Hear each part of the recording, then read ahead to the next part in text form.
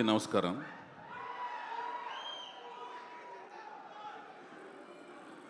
ఈ వేదిక మీద నేను ఉన్నందుకు నాకు గర్వంగా ఫీల్ అవుతున్నాను.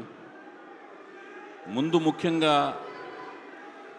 ఎందరో మహానుభావులు, అందరికీ వందనాలు.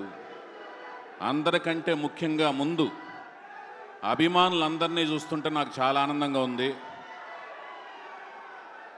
మీలో ఈ ఎనర్జీ మీకు మెగాస్టార్ చిరంజీవి గారు, పవర్ స్టార్ పవన్ కళ్యాణ్ గారు ఇచ్చారు. ఆ ఎనర్జీనే నాకు లెజెండరీ నందమూరి తారక రామారావు గారు నాకు ఇచ్చారు. అందుకనే నేను సినిమా రంగానికి వచ్చాను, దర్శకుడిని అయ్యాను, నిర్మాతనయ్యాను. మన సాయి ధరమ్ తేజ్ని పరిచయం చేసే అవకాశం నాకు వచ్చింది. వచ్చినప్పుడు సాయి ధరమ్ తేజ్ని ఒకటే అడిగాను,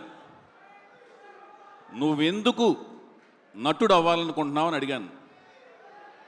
మనోడు చాలా చిలిపి సరదా మనిషి అనమాట. సాయి ధరమ్ తేజ్ చాలా చిలిపి అనమాట. అంటే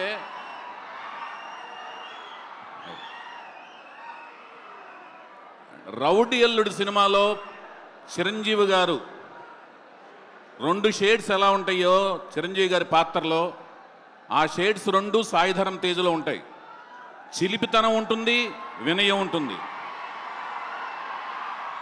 సాయి ధరమ్ తేజ్ని నేను అడిగాను, నువ్వు హీరో ఎందుకు అవ్వాలనుకుంటున్నావు అంటే, నేను డాక్టర్ అవ్వాలనుకున్నాను, లాయర్ అవ్వాలనుకున్నాను, అలాగే ఇంజనీర్ అవ్వాలనుకున్నాను. కానీ ఇవన్నీ ఒక జీవితంలో అవ్వలేను కాబట్టి ఇవన్నీ కలిపితే ఒక హీరో అయితే ఇవన్నీ పాత్రలు నేను ఈజీగా పోషించేయచ్చు కదా అని చెప్పాడు. ఆ సమాధానం చూసి నేను షాక్ అయ్యాను. ఒక నటుడు అవ్వటానికి ఎంతో తపించాలి, ఎంతో కష్టపడాలి. ఆ కష్టాన్ని తను ఎంతో కష్టపడ్డాడు. అంటే ఇవన్నీ చదివేదానికంటే కూడా ఎక్కువ కష్టపడ్డాడు. తన బాడీని ఒక క్రమశిక్షణతో 130 kgs నుంచి 75 kgsకి మార్చుకుని, ఆహార్యాన్ని మార్చుకుని తను సృష్టించుకొని ఒక హీరోగా నాకు పరిచయం అయ్యాడు. ఆ పరిచయం చేసే అవకాశం నాకు దక్కింది. అతను ఈ 10 ఏళ్ల ఈ జర్నీ చూస్తుంటే నాకు ఎంతో ఆనందంగా ఉంది.